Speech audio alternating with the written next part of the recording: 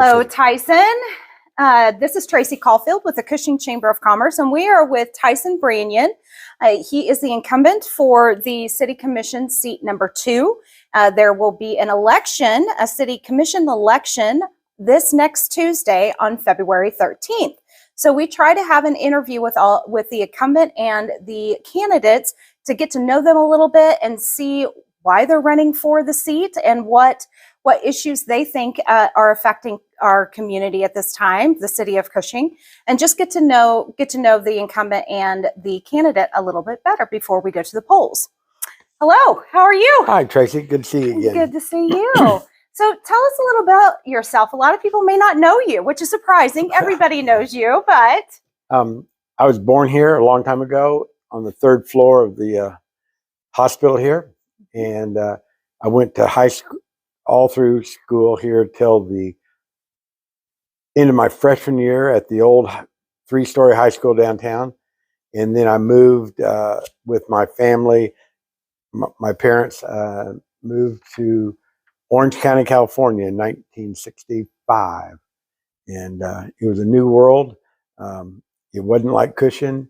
And it was amazing to be in California in the 60s. I went to college there, met my wife there, and I lived out there and worked there for a number of years. And then I was a geologist and I did exploration work in South Texas and Wyoming and around. And then I went back to law school when I was 38.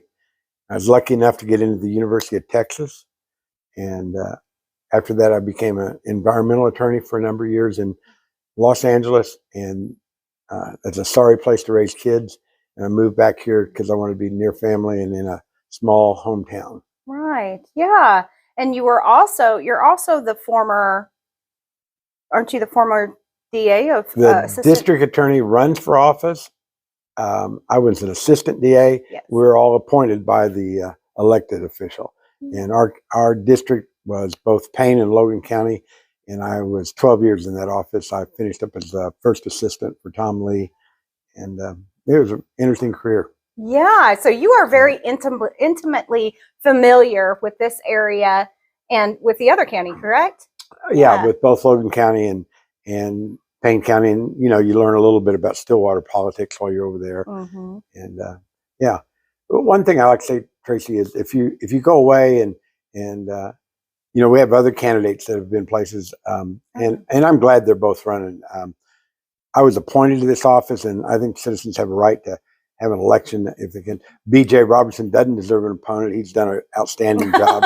So his seat was unopposed. But since I've been appointed, it makes sense that people ran against me, and yeah, it's fine. They're good guys, and it's the way democracy is supposed to work. But I know that they've been places, and when you come to Cushing, after you've been away in California and in Austin, and I lived in Corpus for 13 years, Corpus Christi, you just see your hometown differently. And I think that's one of the things that really struck me was just coming back to your hometown and seeing it with different eyes. It was really interesting. And I moved back here in 93. Right.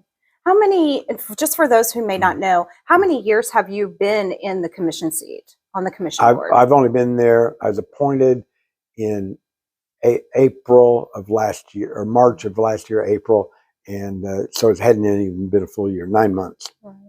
But fortunately, I was there when the budget process was taking place. So I got to go through the budget cycle one time.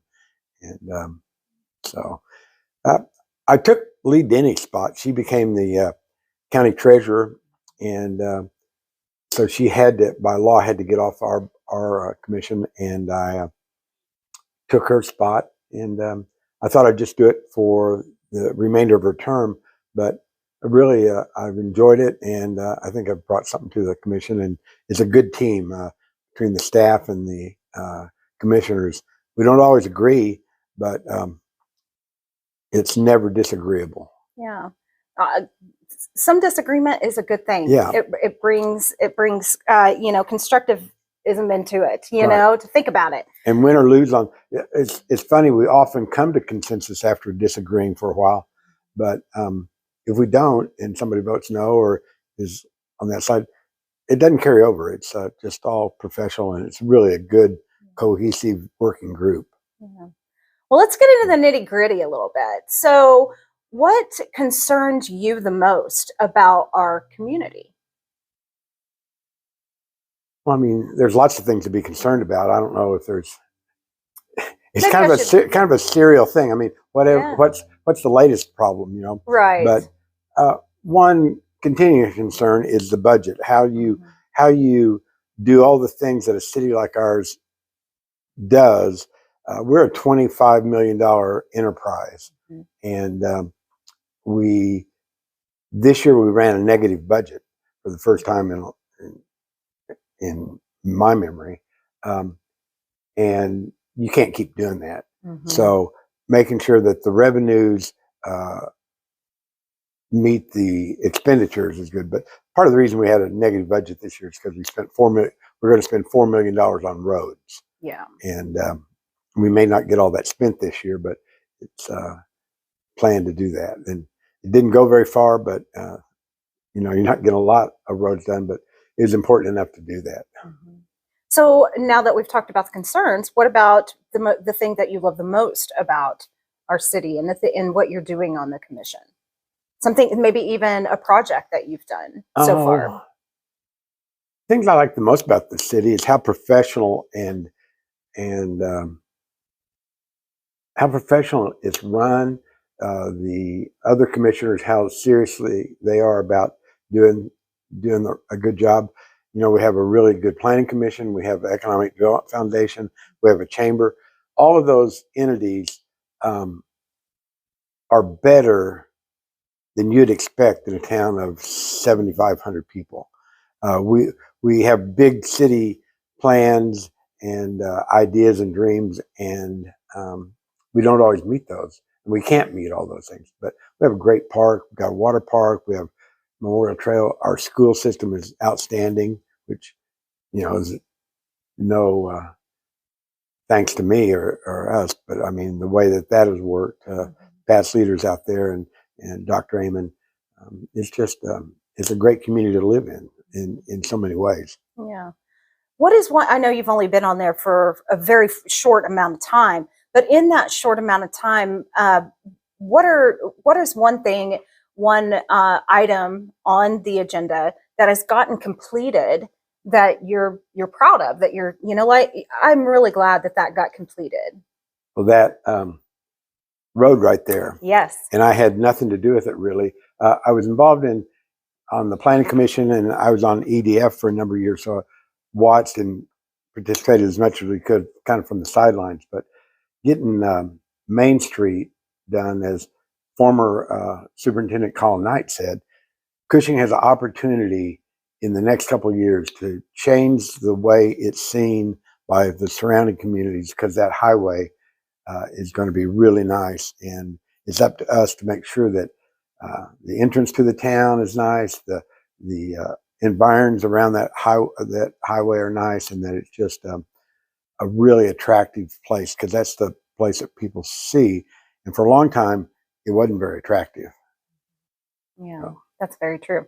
What is one thing that you wish that you hope will get on the agenda that the commissioners can help push through? What is one thing, if you were elected and win the seat again, what is one thing that you hope an issue that gets taken care of within your term? An issue, I mean, is a continuing issue. The infrastructure is 80 to 100 years old. Sewer, water, electricity, and that's not going to get done in my term. It didn't get old overnight, but just having a plan in place, and we're doing studies now and plans to just make the infrastructure better. Some of these roads weren't really made for the heavy traffic that they're getting today, and they're coming apart. And 50% of our roads are below standard in Cushing, and we got 41 miles of them. So we need to figure out how to get that done. But infrastructure is crucial, and the substation on Harmony Road will really be an important addition to the eastern part of town to make sure we can continue to serve those businesses and residences out there, because that part of town is going to continue to grow, continue to be a load on the grid. Would you say that the infrastructure is probably your number one concern, or is there something else that may be? Well, it's my number one concern, and it won't get done overnight. But if you get something in place, then your concern kind of drops on it. It's still a problem, but you're working on it and getting it done. The budget, we need to think about how we can budget. We're a $25 million enterprise. Our revenues continue to go up a little bit. At one time, about 70 to 80% of the revenues of Cushing were from what you'd call the retail side, the sewer, the water, the electricity, trash collection, and only about 30% of it was from sales tax. Well, that's reversed now, and we're really sales tax dependent, and we just have to make sure our retail side continues to carry its weight and do what it needs to do. There hadn't been a true electric rate increase for the city of Cushing in many years. Any rate increases that customers are seeing is because of the GRDA load that we pass through, and we just raise rates as utility rates generally go up, because we buy most of our electricity from GRDA. Yeah. So, a lot of people probably want to know. Oh, go ahead. Okay. One other thing. Long before I was a commissioner, I said that Cushing is going to get landlocked if it doesn't expand its borders. And that fell on deaf ears for a number of years. And there's reasons why it's difficult to do that. Oklahoma City abused annexation. And so the legislature changed how you have to do it now. And it's more difficult. But we really need to square up our borders, get the city limits extended a little bit. If you go to Perkins, you see how far out of the town their city limit signs are. Well, they have room for growth and retail development and all that. We're rapidly approaching the point where we don't have much room for commercial development, and we need to have that, and in residential development, we can't really help resident development outside the city limits. So eventually, if we had more housing and more residents, retail sales tax would go up.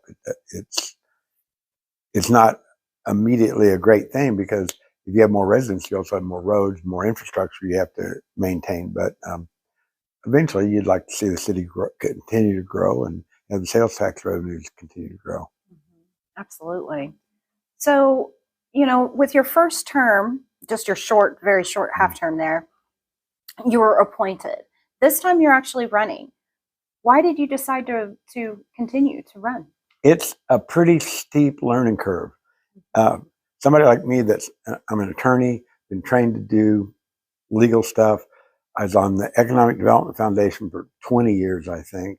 I was on the Planning Commission. I was familiar with, and I was a government prosecutor. And so I knew a lot about the city, a lot about what goes on in government, worked with the police, knew about fire problems, all kinds of things that you learn as a district attorney. But it was still a steep learning curve about how the money come into the city, what the city by charter can and cannot do.